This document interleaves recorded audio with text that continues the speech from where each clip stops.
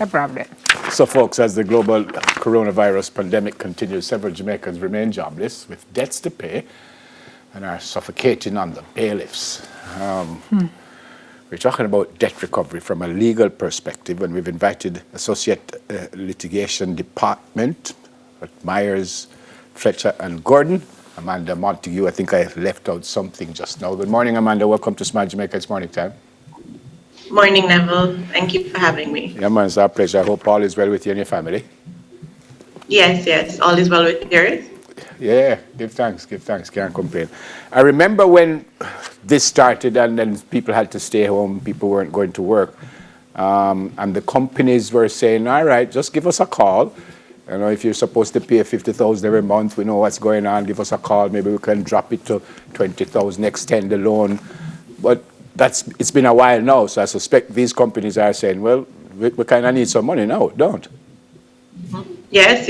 And companies are in fact demanding all the outstanding payments as well as the accumulated interest. So I think that the initial sort of forbearance that companies were giving has expired and companies are starting to demand their debts now. And just before SIM, they're in their right to do this, right? Yes, they are. When you take any sort of loan from any sort of financial institution, you would have signed a contract or an agreement which says that the company can demand the debt at any time which it may become overdue. So the companies are within their right to demand it. Okay. Right, but given the situation now, Amanda, and the context, and the fact that we are still going through a global pandemic, what is the recourse that somebody like that would have in the face of a bank or a whatever organization saying, we want our money now? What is your recourse to say, I don't have it, I'm still willing to work with you, but I don't have it? Well, unfortunately, there is very little recourse for a debtor in a situation like that. The most the debtor could do is ask for time to pay. If court proceedings are instituted against the debtor can file what's called an application to pay by installments, which, if that's approved by the judge, it gives the debtor a period to pay the debt over time. If it's a situation where the debtor is unable to realize a significant amount of its debts as they become due, then there's also the avenue of insolvency, which a lot of people have been employing to essentially postpone the repayments of the debts. And in the insolvency proceedings, a trustee steps in to manage the debtor's affairs and pays out creditors. But what that does is protects the debtor from court proceedings which are existing against them from continuing. So those are a few of the avenues available to debtors, essentially asking for time to pay. If the creditor does not want to give you time, then unfortunately you might just end up with your car or your house or your assets being seized and sold to satisfy the debt.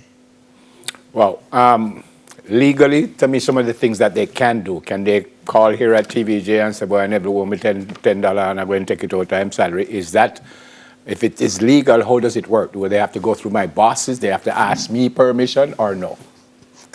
Well, in order to withdraw a debt from someone's salary, the creditor would first need to get a court order called an attachment of earnings order. So the creditor would need to have a claim in court and be successful on the claim, so have judgment on the claim and be a judgment creditor, then apply for an attachment of earnings order. And a judge will usually grant such an order where it's satisfied that the debt is outstanding and the debtor has a salary or other means to satisfy the debt. A judge will then give the order, and that order is served on your employer, and your employer then must pay your salary or such amount from your salary that the court orders directly to the creditor in satisfaction of the debt. Okay. So the creditor couldn't just go to your employer. They would legally need to go to the court first. I wonder how many actually do that, though. You know? Well, we've seen a lot of it. We've done it ourselves in representing the banks and financial institutions. So it does happen. Okay. It's Amanda, what's the difference between the debt collector and the bailiff? Okay, so the bailiff is a body which was formed by statute to assist with the debt recovery process in Jamaica. So the debt recovery is an officer or an agent of the court. The debt collectors, however, are bodies which have no real legal standing but are contracted by creditors to call people and to follow up on debts.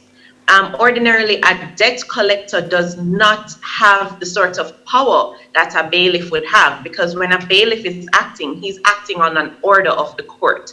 So a lot of the times people get calls from these debt collectors threatening seizure of their assets or sale of their assets, but a lot of the times these debt collectors also don't have the power to do so, and it's a mere threat. If anybody purports to seize your assets or to threaten to, go to your employer to attach your salary, that person ought to be empowered with an order from the court, and the bailiff would be empowered with such an order. Yeah. What if I just claim bankruptcy and say I don't have any money and I am bankrupt? Legally, that gets me out of anything? Well, it doesn't get you out of the debt. It postpones, in a sense, the repayment of the debt. In that, if you're not able to satisfy your debts as they become due, what you can do is file a petition under the Insolvency Act.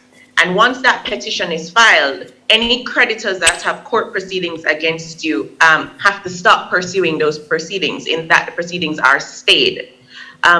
The supervisor of insolvency or the trustee appointed will then manage your affairs and determine how the creditors should be paid out, subject to an agreement of the creditors. So eventually you will have to pay back the debts, but the difficult situation that creditors are in that position is that if a debtor does not have the means to satisfy its debt, and there are 15 or 20 other creditors lined up to collect debts, those creditors might end up not getting satisfaction of their debt to begin with. So it's a means sometimes abused by debtors to in a sense, get rid of the creditors. Yeah. But it doesn't absolve you completely of liability. And what you have is a third-party trustee stepping in to manage your affairs so that the creditors are satisfied. And of course, when you are declared insolvent or bankrupt, as it is in other jurisdictions, then it's difficult for you to get credit from financial institutions in the future. It's almost impossible to get a mortgage. In some cases, it's hard to enter into a lease because you're seen as a person that is not able to manage your financial affairs well. High risk. Yes, it is. Yes, it is. Okay. You'll be seen as a high risk debtor. Before we go, Amanda, can you just tell us what the rights of debtors are? I mean, obviously, they're in a bad position already, but there must be some rights that they have that they can exercise. Okay, well, just to name a few, in the case of an order for seizure and sale, and this is where the bailiff has that order from the court and has come to seize your motor car or your assets. That order can only be executed between 6 a.m. and 6 p.m., so a bailiff shouldn't come knocking on your door in the night. Your bedding, your bed sheets, your tools of trade ought not to be seized. So if you're a carpenter, the bailiff shouldn't seize your hammer and your wood and your saw. There's the insolvency mechanism. There's also the mechanism where debtors can be committed to prison for non-payment of the debt. However, that initial period of committal can only be for 6 weeks. So those are a few things that debtors, should bear in mind, even though their rights are somewhat limited in a situation where a debt is outstanding. How are we doing now, finally?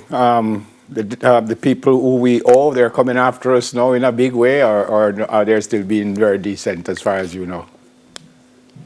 Most of the financial institutions we represent are being understanding and are giving debtors time to pay, having regard to the situation.